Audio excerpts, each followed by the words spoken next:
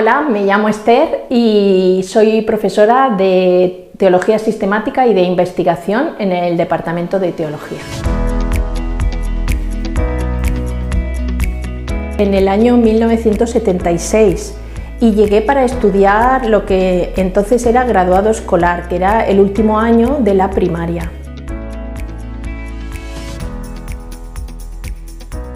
Sobre todo destacaría la labor de nuestros profesores en aquella época, cómo nos ayudaban, cómo nos sentíamos como una familia. Cantaba en el coro, que el coro hacía muchas giras y bueno, a mí me encantaba. Les gastamos una broma a los chicos, creo que eran las 2 de la mañana o las 3, al internado, obviamente todo con permiso. Y entonces cuando ya estábamos preparadas, llevábamos botellas de cristal con piedras, cacerolas, empezamos a correr alrededor del pasillo haciendo ruido con estos materiales que llevábamos. La verdad es que hasta nosotros nos asustamos porque el edificio parecía como que temblaba. Entonces se despertaron y algunos decían, ¿esto qué es? ¿Es la Segunda Avenida? ¿Es un terremoto?